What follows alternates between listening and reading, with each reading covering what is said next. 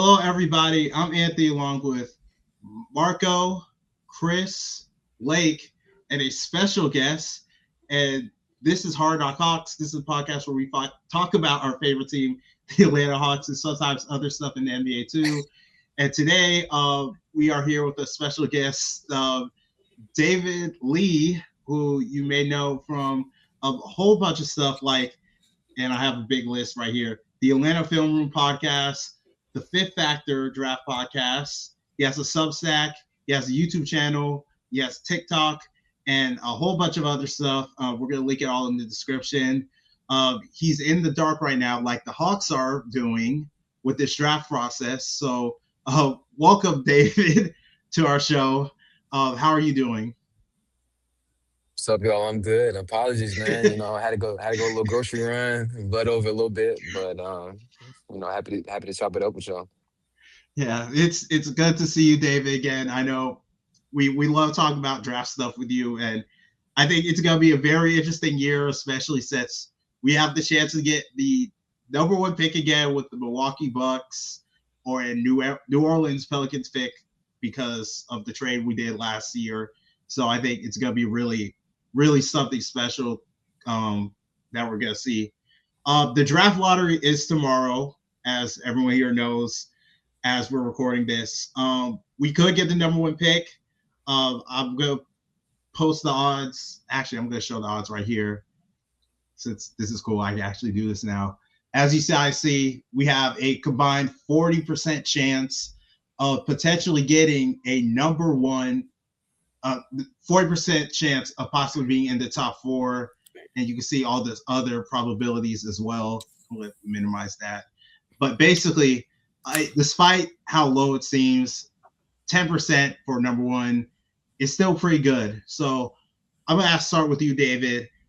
What do you think the Hawks' approach should be for this draft, considering, they have multiple ways this pick should land? And then I'll go ahead and ask everyone else. I mean, they've got to do the due diligence on everyone, like from a workouts perspective. I think that they have such a wide range that they could pick in where in this draft and in any draft, there's going to be these plateaus of talent. And I think it's a pretty scary place to pick if you're like 5 to 11, just because of the different types of players that can be found there, different and the drop offs that might be perceived from like 1 to 4. But I mean, from everything I understand, like Unsi Soleil is like, he's a big BPA guy. So I feel like whatever he feels like is the best talent at that pick, it won't really matter where they're selecting. Like I think they'll have their board, they'll sort it, and then they'll knock guys off as they get taken, whether they're in the top 4, if they're in the top 7, the top 11, whatever it may be. I think that there's depth in this class, so there's still some gems in for sure. Like they don't have to get a top 4, of course. Like that would be ideal, but I think they could still make out, pretty head and shoulders above the rest of the division, in particular. Like no matter if they're top 4 or top 8. All right, Marco, and I'll just go in order here. Marco, I'll start with you. What do you generally think should the Hawks' approach should be like, depending on where this pick lands? If you get, I'll say about top 5, top 6, you just take best player that you can right there, especially if it's top 4. I don't think they need to go for fit because Hawks don't have a definitive. Well, they really only have one definitive person that's like whose spot is locked down. So you kind of can make the rest of them work.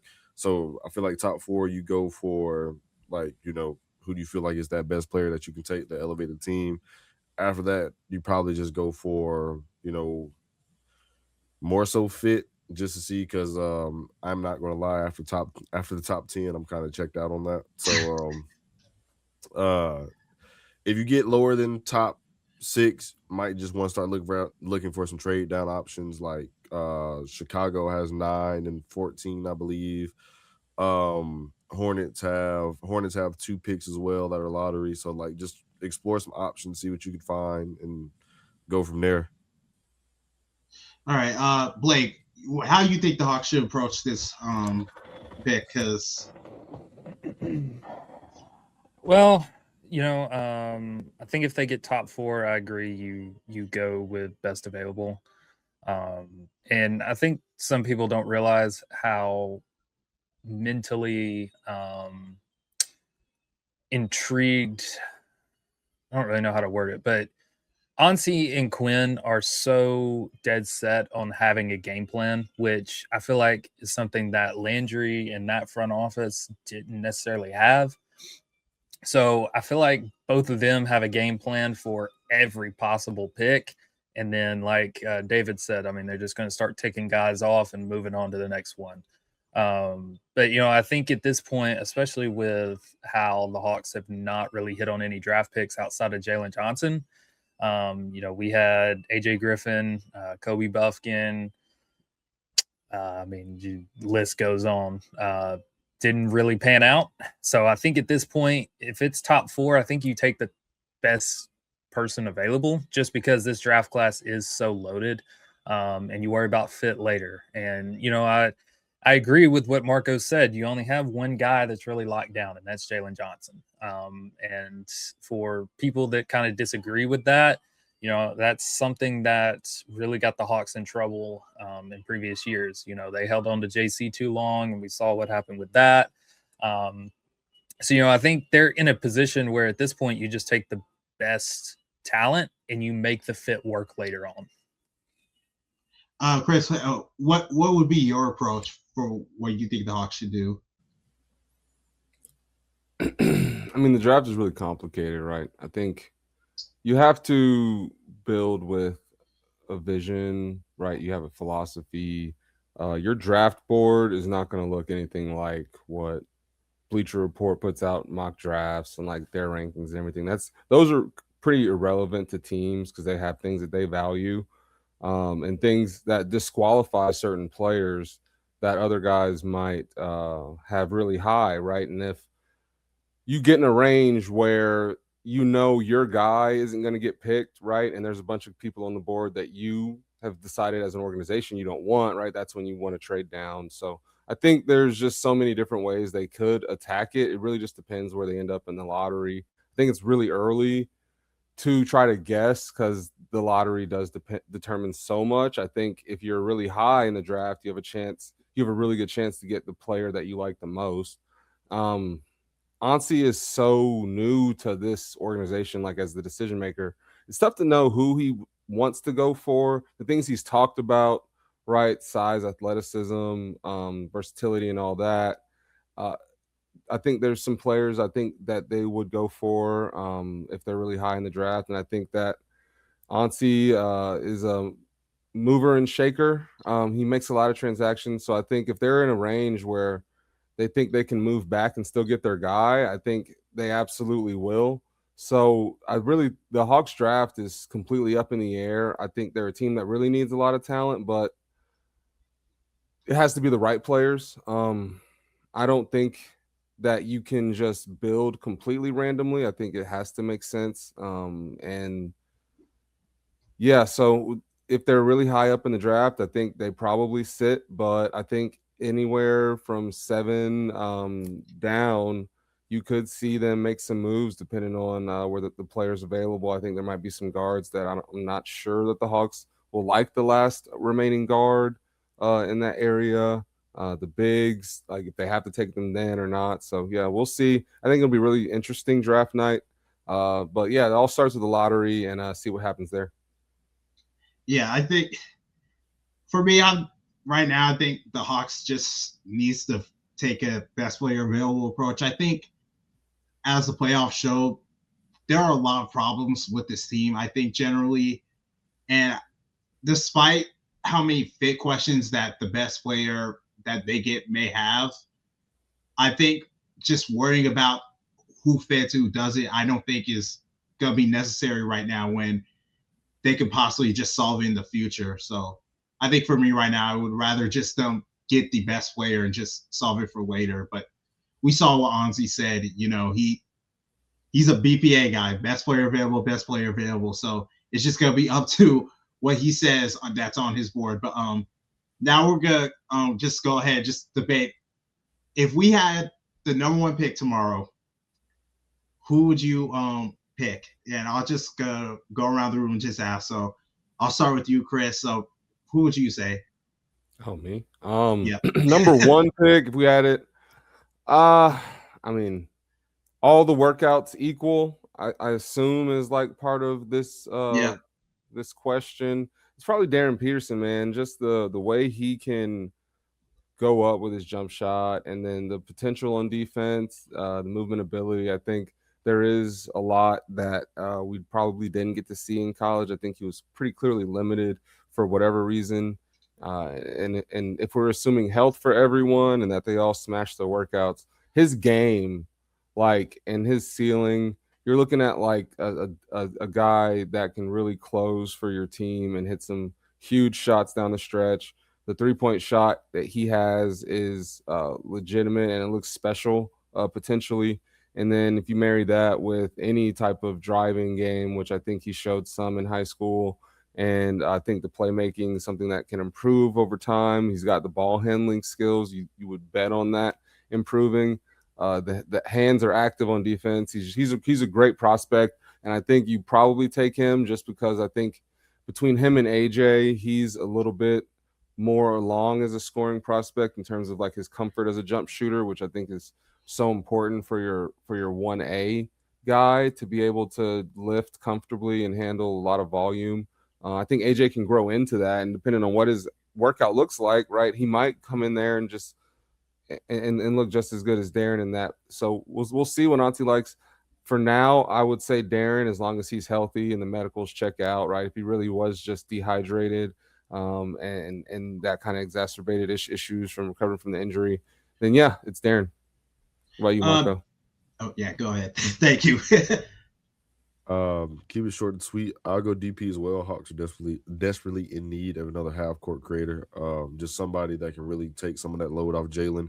You want the best work of Jalen. You need somebody that can actually handle the tough shit that Jalen can't handle in the half court offense, because Jalen didn't really show what we needed from a half court perspective. Yes, he's gotten better, but he didn't show that jump that we might have wanted to see. So DP just fits the overall basis. You just need another scorer. You definitely need another guard defender, somebody that can just fit in with what we have, somebody you can plug and play next to Dyson and Nikhil. And you can't rely on CJ forever. If you do end up re-signing CJ, you can't really carry an almost 40-year-old man into your future. So just DP. What about you, David?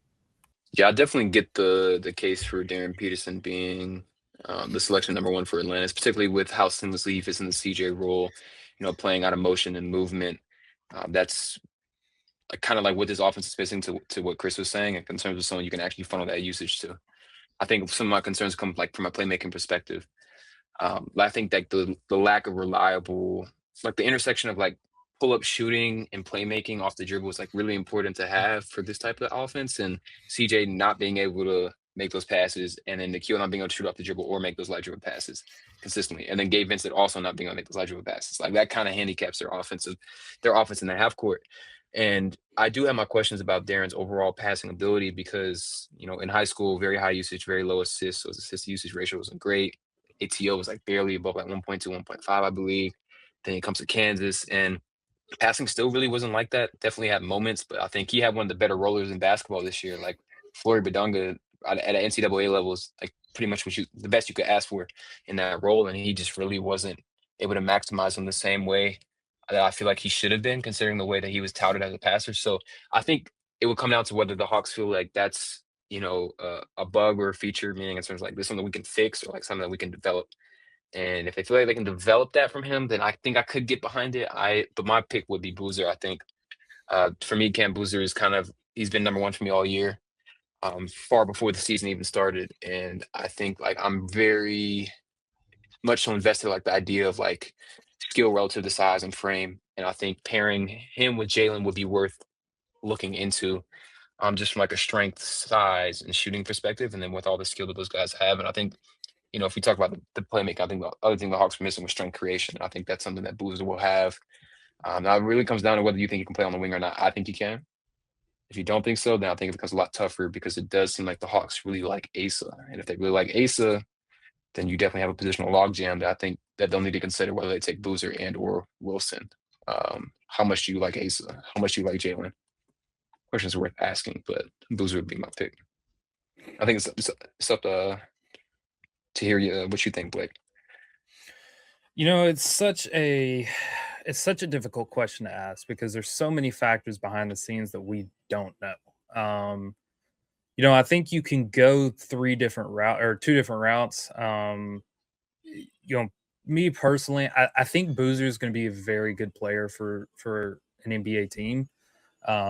With the Hawks' current power forward room, they've got so many. I'm not personally taking him just because I personally would rather go out and get somebody in free agency or trade that would be in that room that would benefit you more.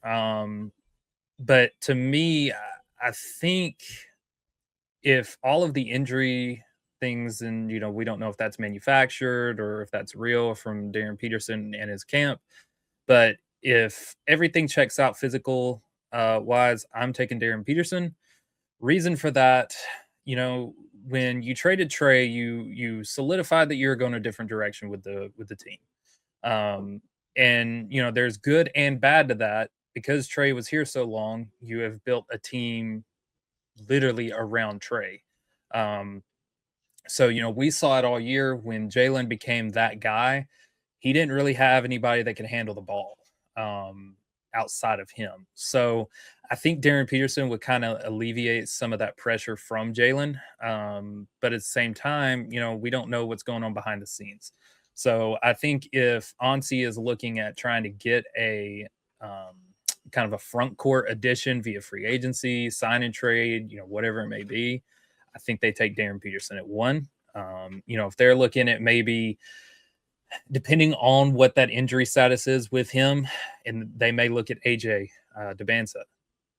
That would be, I think that would be the safer pick, but I think there's more risk, more reward with Darryn Peterson.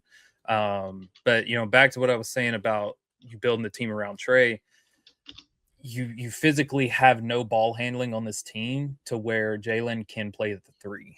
So I feel like if they go out and get somebody in that power forward room that can handle the ball, I think they could slide Jalen to the 3, and they may look at drafting Darryn Peterson. But again, it all depends on, what they're talking about behind the scenes. Cause free agency, the off season hasn't even started. So we have no idea. And that's the reason that lottery is tomorrow, and you've got a whole, how many days is it? Is it a month? It's a month. Yeah, it's a month. June 23rd.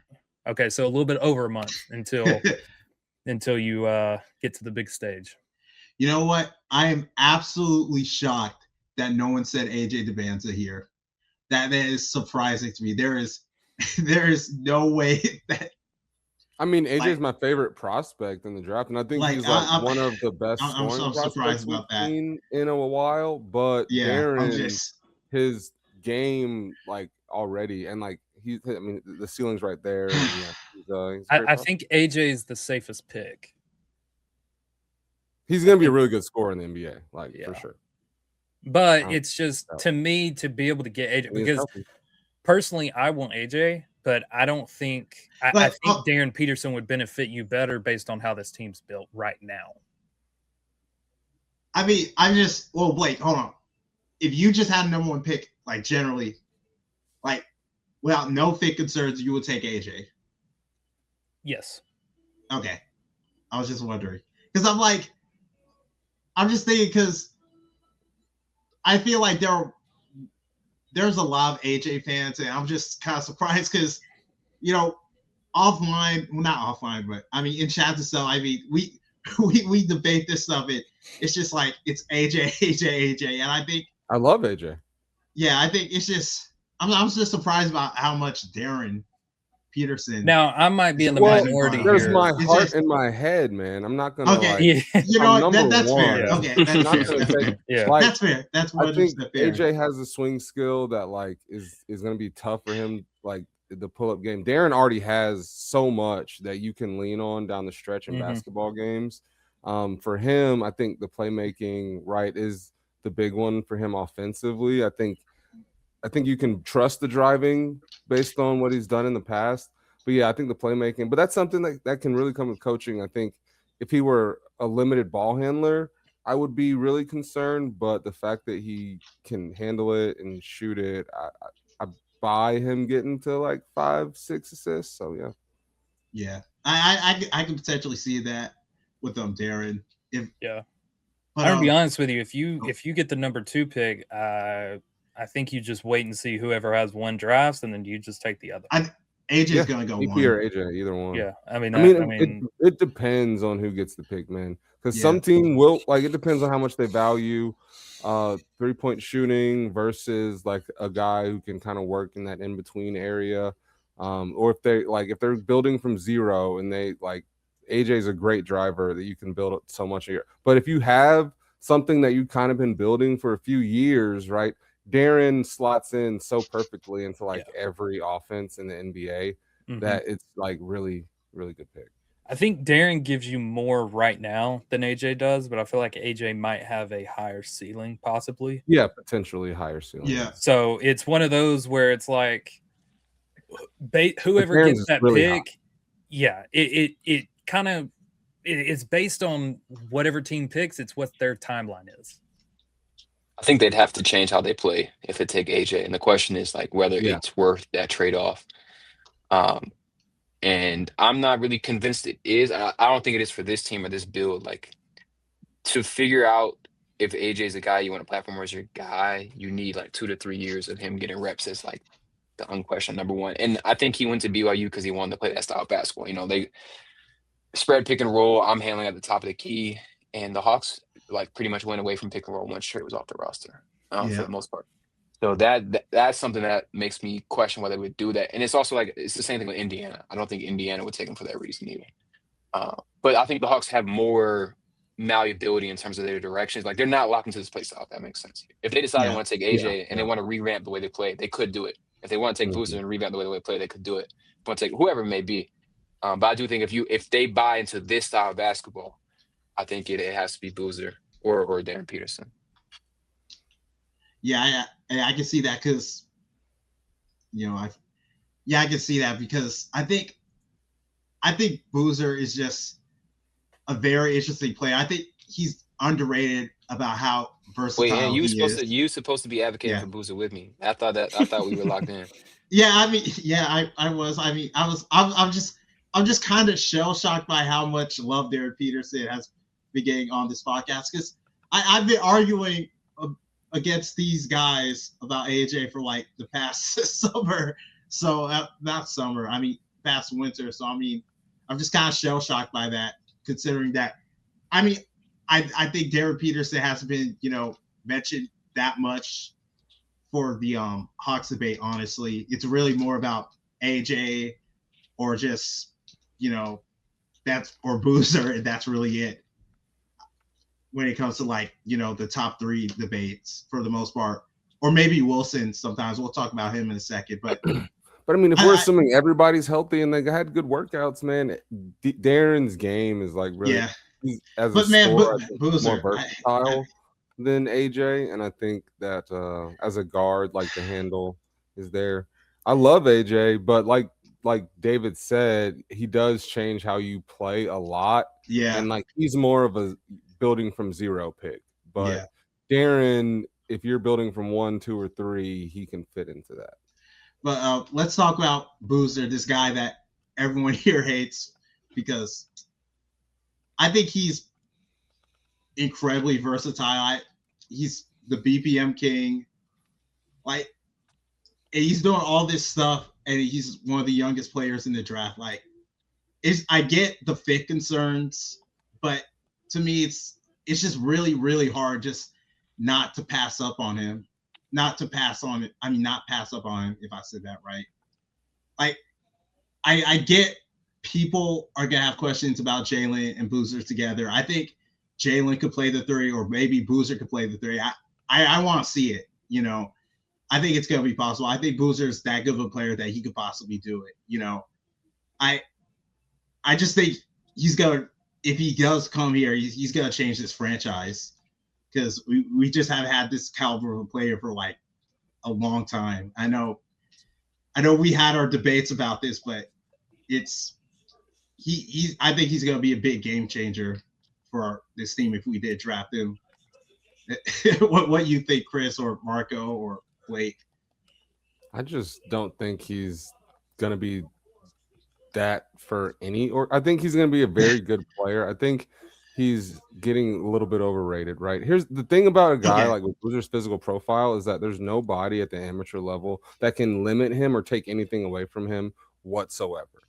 But in the NBA, right, he will have to fit into an offense and work with other players, and they are going to be able to take things away, particularly in the playoffs.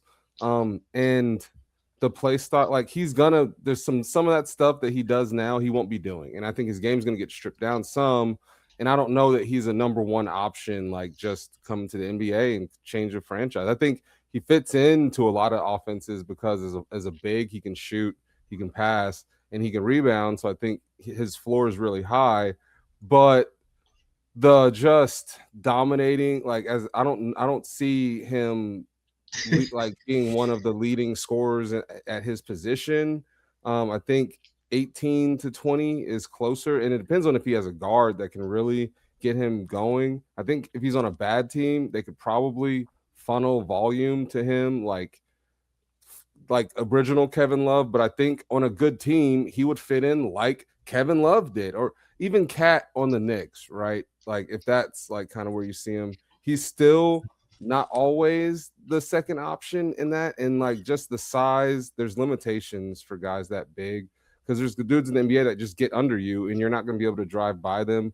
I think LeBron is a special size prospect, like dude that he can do that driving. I mean, yeah, Giannis that's like LeBron. that, but like Joker is huge and he can get away with it. I don't know. There's not too many other guys that size with those limitations that are just getting to their spots. So me personally, I think that people aren't looking at it realistically enough, and like he does have some weaknesses and limitations that will manifest at the NBA level that didn't at the amateur level. You can do whatever you want against other kids, man. Especially a big, like he's strong. I get it, but he's not strong enough. He's going to dominate the grown men. Like he's going to be good, but.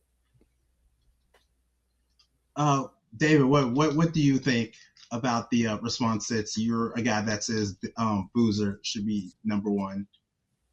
I mean, Chris and I have talked about this, but I think the play type versatility is what I'll just keep coming back to, and like the efficacy at each type of play type, like whether it's transition, spot ups, driving, pick and roll man possessions. Like I really like guys who are super versatile in the way they can attack offensively, and I think that I buy his lateral movement and his size and his cognition at his size more than like. And I do think it's a good point that Chris makes, like in terms of what type of driving skills he can get to. Like we see Jalen struggles with that.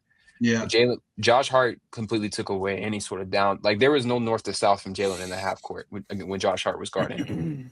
And I think, but the thing with Jalen is that he doesn't have the counter with his strength, right? And so presumably what you would want is that Boozer is too strong to put a wing on him that can slide laterally. That's the ideal world. And that's where I think it's a good thing that he's displayed some post game. I don't think that should be his staple or his bread and butter. But I think, like in a way that Tatum, if you put a smaller guy on Tatum, he can take him to the high post. If you put a smaller guy on Siakam, he can take him to the low post. Like those are the types of the things that I think could make him really effective at the NBA level. And I just think there's too many like intersecting like value adds there, like from the way he reads the floor, the shooting, the size, that I would not want to. I would not pass on it. But I think what's interesting is like they're kind of, if they pair him and Jalen, I think that's this kind of disaster class on defense, and you would need a real anchor, and you wouldn't be able to just have Dyson in the backcourt. You'd have to have another competent defender next to Dyson in the backcourt, and having your two, because like presumably you take Jalen and Cam in a playoff setting, they're gonna be playing 36 to 40 minutes a night. Having two guys who have their issues defensively, I think honestly Cam is better than Jalen defensively, but that's not saying much.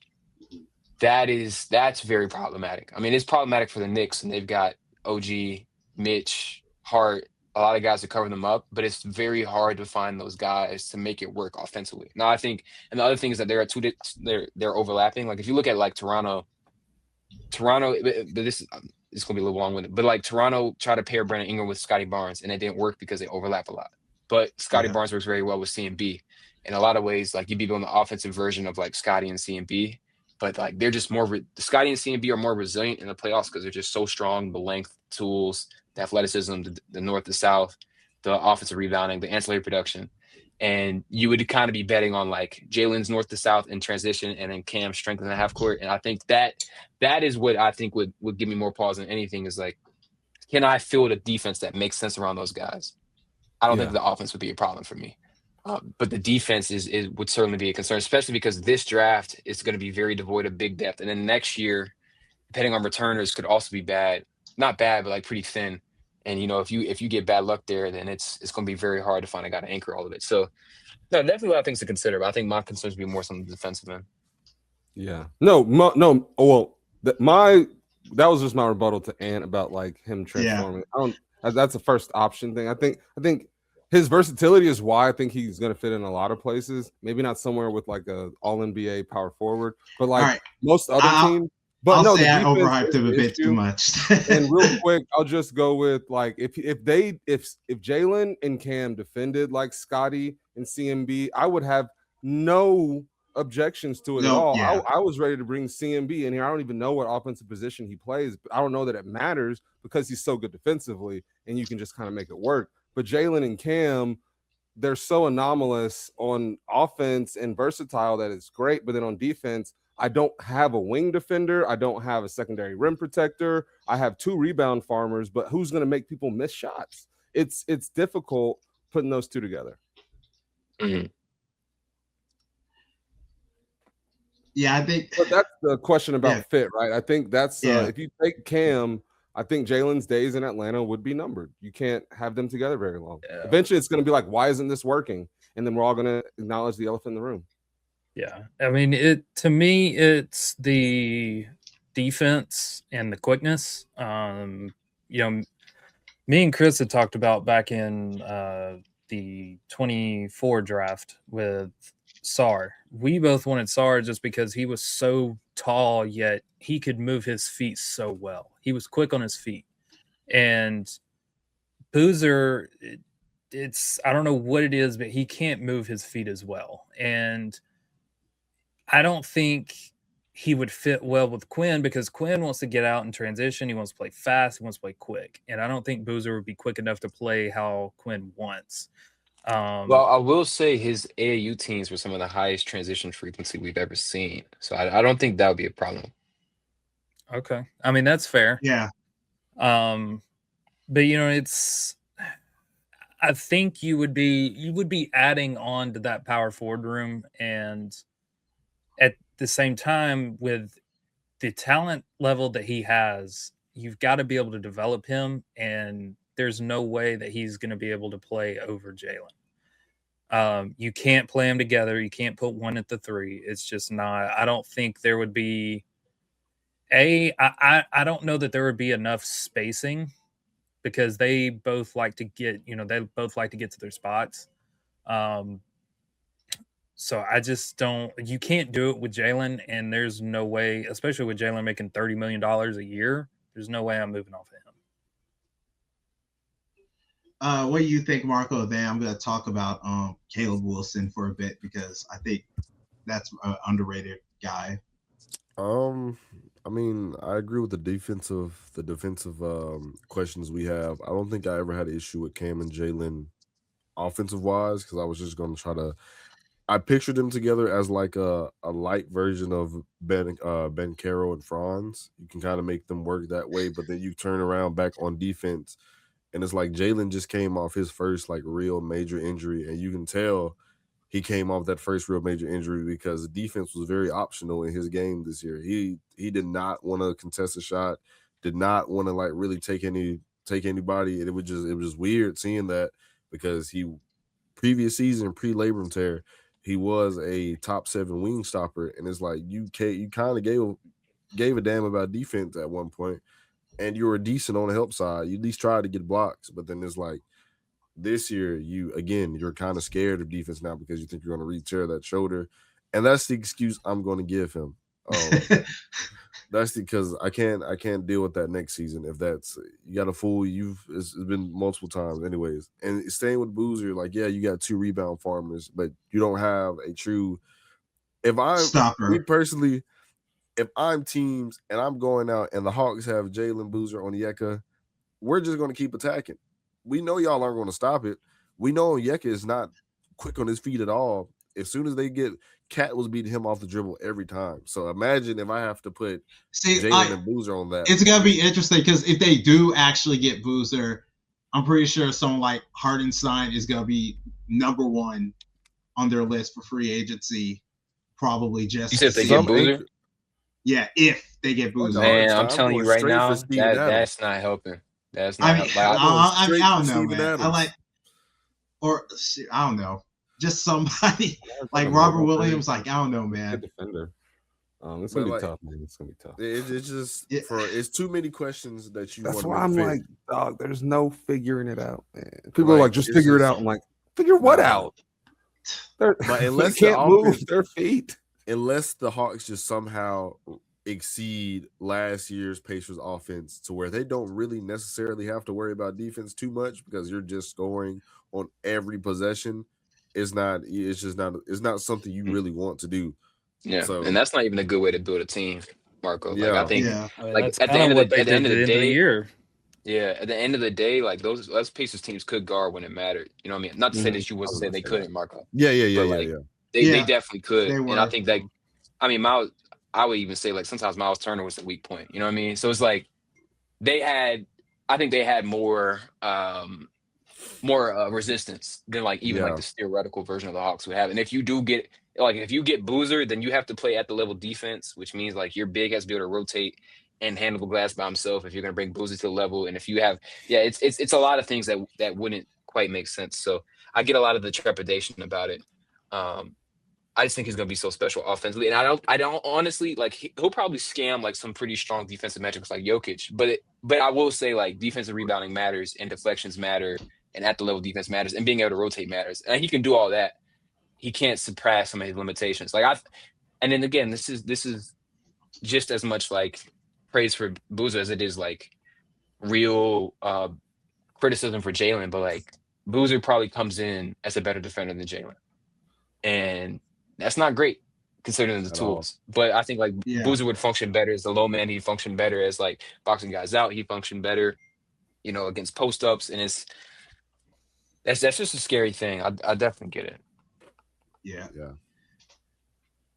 But let's go ahead and talk about Caleb Wilson for a bit because I think he could be potentially a very special player for whatever team drafts him, depending on how they develop him. So I'm going to start with you, Marco. Have you heard a lot about the Caleb Wilson? I said after like pick 10, I didn't give a fuck anymore. But okay. But I think Caleb would be nice for us just because you get another wing defender. You get somebody that can actually put the ball on the floor and drive. Basically what you wanted CMB for. You wanted somebody that can ring, can defend, somebody that can play defense, rebound, and actually could get to the hole when they needed to. And Caleb does it at a better clip. He's like, 6'10", maybe 6'9", 6'9" without shoes, but that's still another big wing. Everything that you claim you wanted Zachary for, minus the three-point shot, you would get in Caleb because, again, he actually can put the ball on the floor, actually can dribble to a degree. If he wants a bucket, he's going to get a bucket. And you can see that UNC was like, once he got hurt, UNC didn't know how to operate without him. And that just shows you how good of a player he was. Most teams kind of can recover from not having their main star, especially if you're a top college team and things like that. But I think Caleb is a good prospect to take. I've said it in the group chat. If we do get 4, you just take Caleb. Like, nothing wrong with having another wing, especially when you really don't have a true wing on the like a true 3 on the roster right now. Like, you have an idea of a 3 on the roster, and you have somebody that can potentially be a 3 on the roster, but you don't have a guy who can score at his clip for what we want. Because, again, in the playoffs, that was a lot of against the Knicks, that was a lot of our issues. We weren't trying to drive. If the Knicks wanted us to start shooting shots, we fell into the trap every time. They wanted us to shoot every time, and nobody was trying to, like, really force them to defend, force them to actually play them on the drive and things like that. So I would like Caleb personally if we get 4. I believe how the dominoes fall, I believe he could go 3. It just depends on who gets that third spot. I'm not gonna lie, I think he could go as high as 2. It just depends on how the team falls, yeah. like Chris said earlier. Because like you could, like again, Jazz, let's say they get 3. They don't need, and Boozer just so happens to be is either between Boozer and Caleb. They're probably going to take Caleb because they just got Jaren and they have Laurie. There's no reason for me to take one more power forward. Like I'm just going to go get the defensive wing and go about my day. So they got Ace Bailey though, so it just depends on everything falls. So, yeah. Oh, what about you, Blake? Oh my God. Yeah, I think he would be a good fit in the swing room. I think he would give you some more size. And that would be, it's so tough because the Hawks have a lot of tall, skinny wings. So at the same time, it's, do we just add another one? But if he's there, and honestly, I'm taking him over Boozer. So if I have the 3rd pick, I think I might take Caleb if he's there. I think him and Jalen fit much better together than him and Boozer. He kind of gives you more space, and I think he can get up and down the floor a little bit better. But it's all about who's available. Because he's going to be a very good player.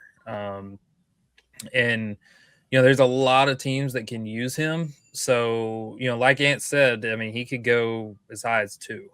So it really just depends on how the dominoes fall. Chris, and then we're gonna go to David because I actually have a question to ask him. What do you think of Caleb Wilson? Because I think I heard you said some positive things about him before. Maybe, I don't know. No, yeah. I mean, I think highly of Caleb. I think he has as much potential as probably anybody in the draft. I think he is higher as AJ with their size and some of that athleticism, like the way he moves is pretty special, honestly. I think he could even get taller. The dunks, self-created dunks in the half court in college are huge, and he's a guy that navigated space impressively well for that position.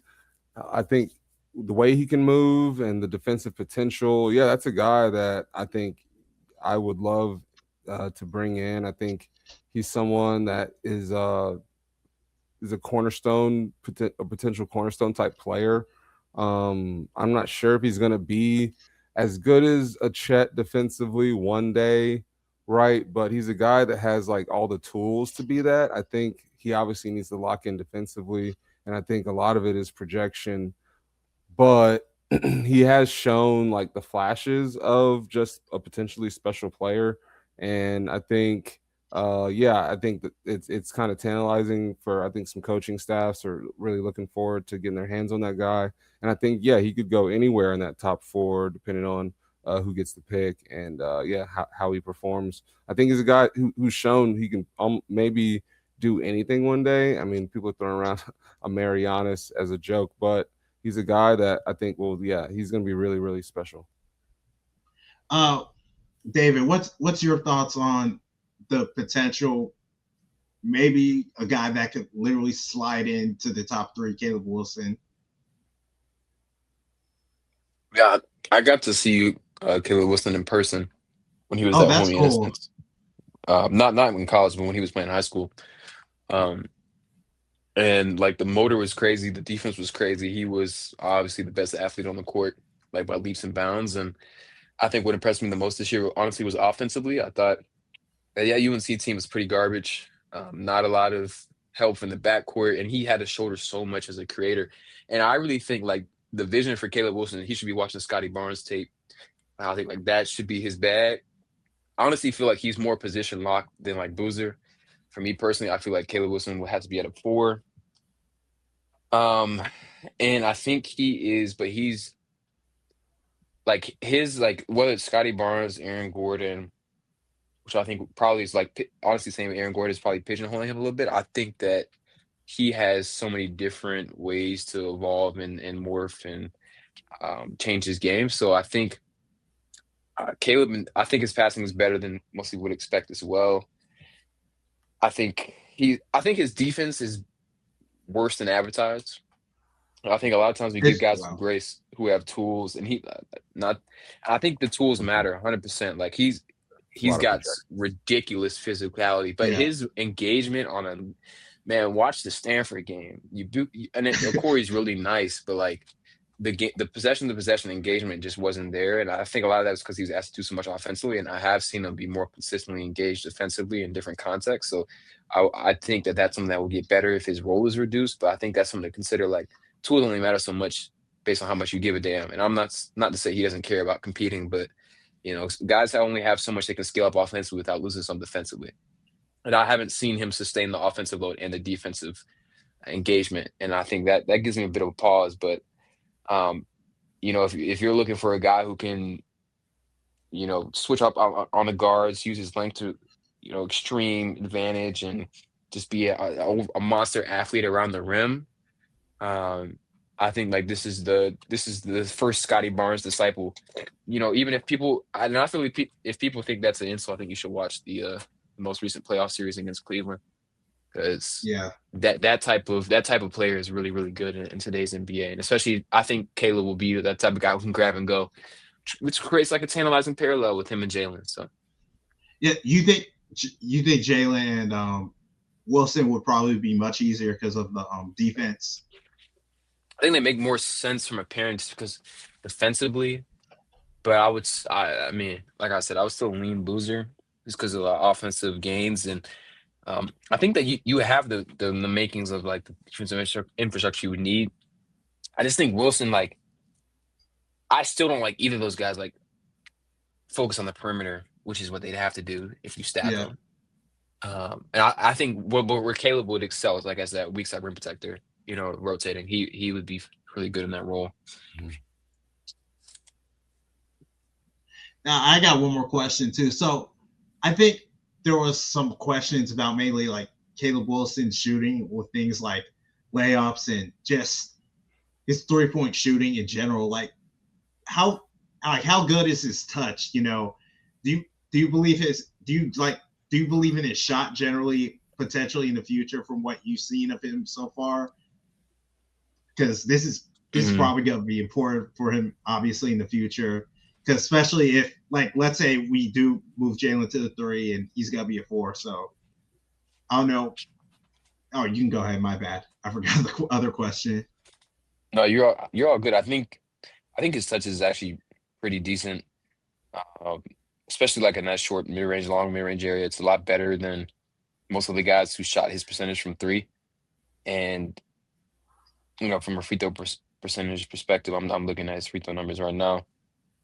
70%, I can work with that. It's not the best, but we could definitely work with that. And I think his like guys who can see the floor like he does at his size too. Like there's just like if you look at volume means a lot, right? So the amount of times you're gonna get to the free throw line, the amount of times the shot versatility matters too. And whether it's getting across the paint, elevating above guys, things like that, those are all like good indicators of ability to potentially stretch his range out to the 3-point line. I don't think it'll be like a lack of work or anything like that. I think some guys are just, locked into whatever role. I don't think he has to shoot it either. Like, I mean, you see like Jaden McDaniels. Jaden McDaniels is also kind of somewhat of a similar role, although he plays a lot more on ball defense. But like Jaden McDaniels has still been very good for the Minnesota, even though he hasn't been able to hit threes. But of course, it would be much more preferred if he could hit those threes. So I don't think he has to add it. I'd say I'm probably pretty bullish on him adding it at some point, but it's not a must for me. Yeah. No, thank you for answering that, because it's just something that I've seen people, just talk about Caleb Wilson, because obviously you said, the tools are there. It's just if he does add that shooting, then, he could potentially, be on potentially, be even maybe even better than someone like Boozer or AJ potentially. So I think that's going to be just a really big swing scale for him in the future for him, depending on what team gets him or if we get him.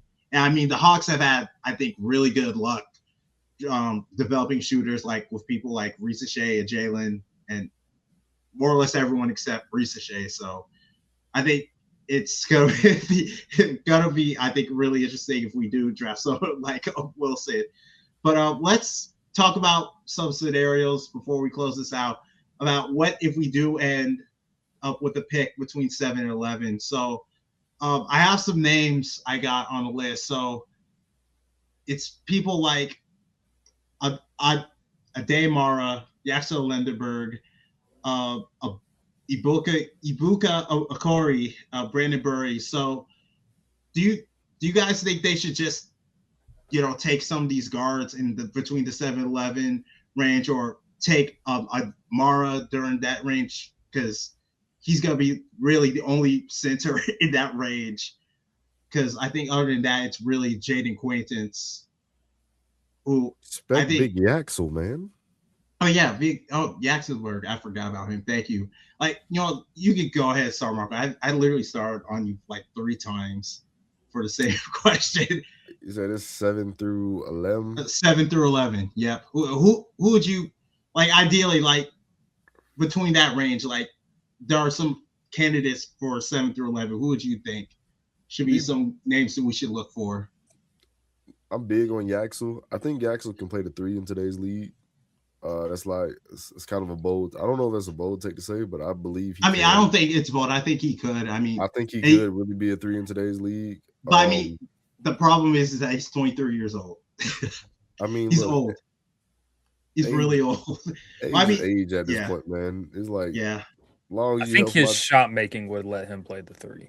I'm like, long as you let my team, long as you help my team win, I don't care, man. You could be look, it don't matter.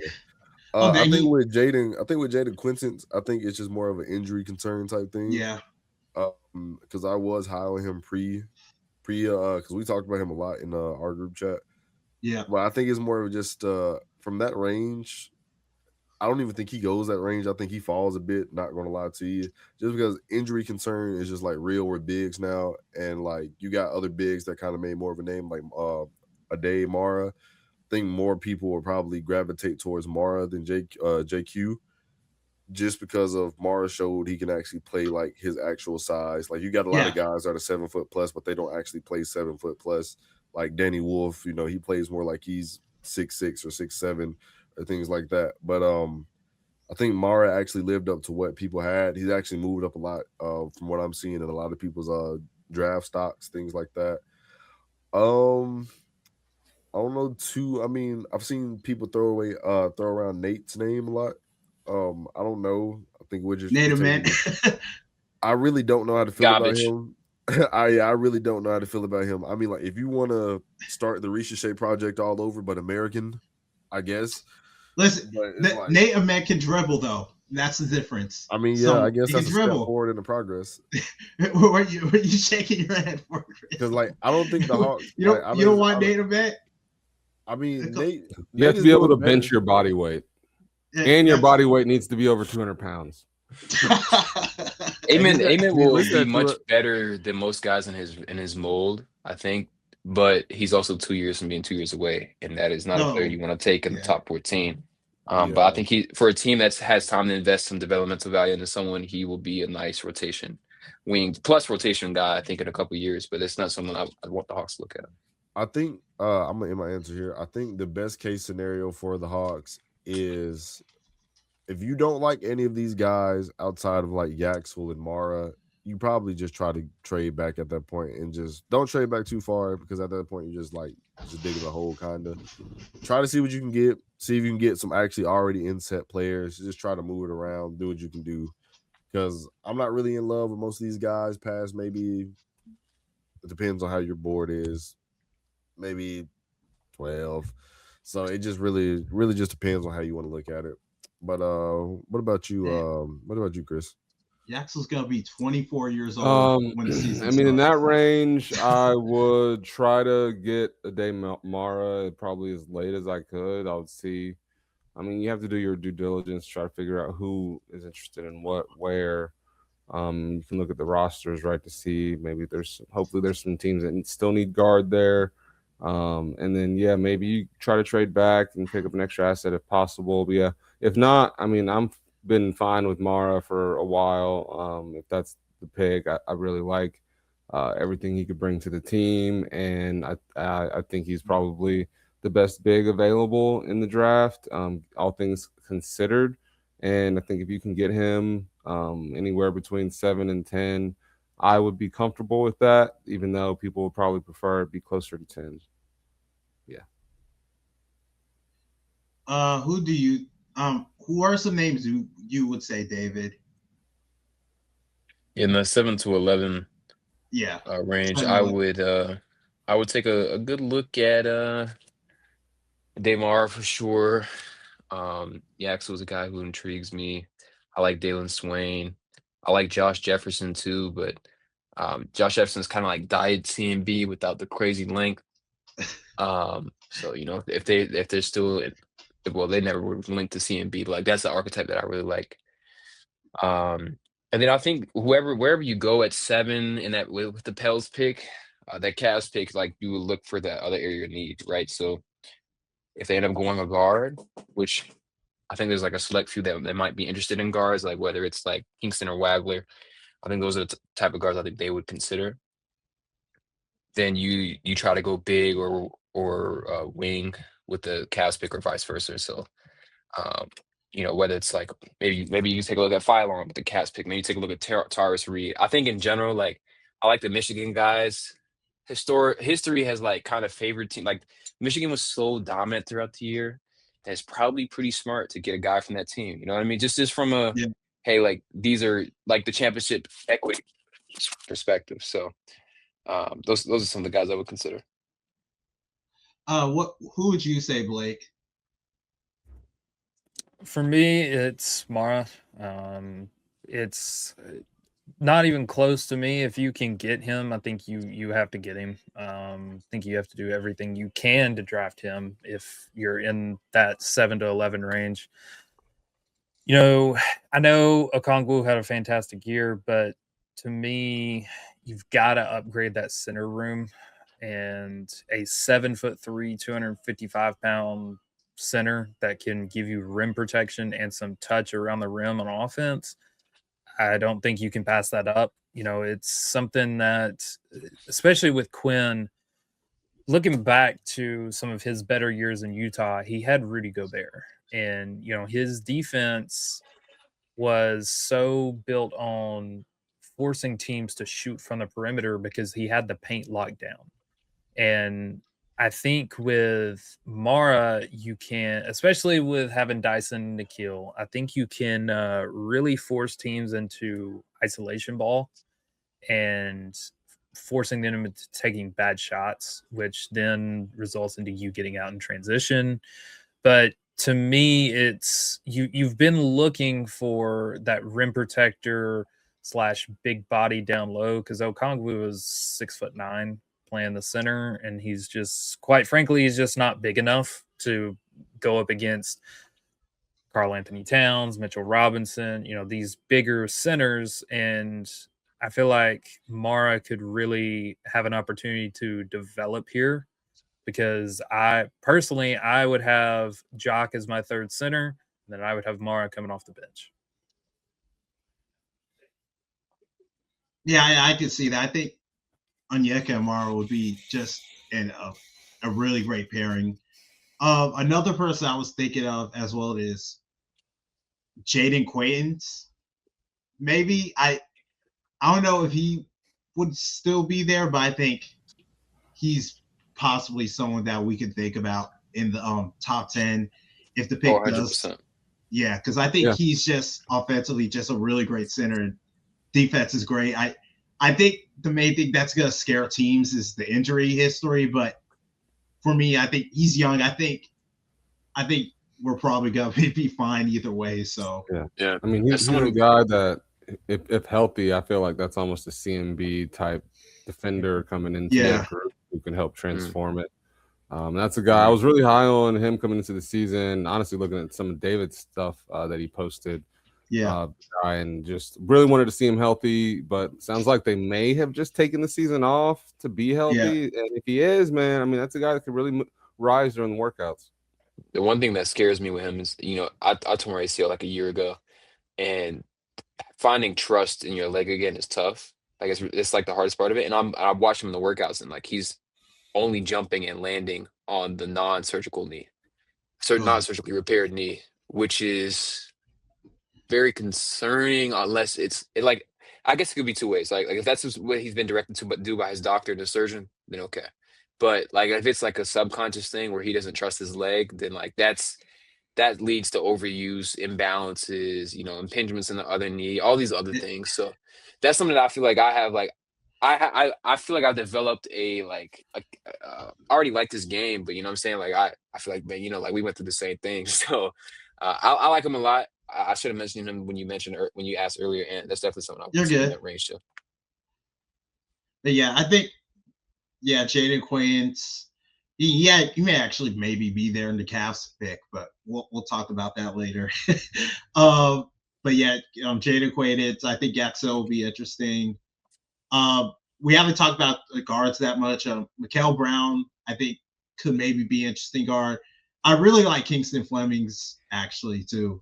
I think he doesn't turn over the ball a lot. I think he's going to be really an interesting guard if we do decide to draft him. If we get like the 7th pick or something, he's been connected with us a lot for a lot of draft boards, and I'm actually really interested about that because it's like, okay, are they trying to say something or is something going on? So I think he's going to be a really interesting player too. But I think that's going to be an interesting point. That's going to be our point to end the episode here. So does anyone have any closing thoughts before we close this out? I'm going to just start with you, Chris, since we didn't start a question with you yet.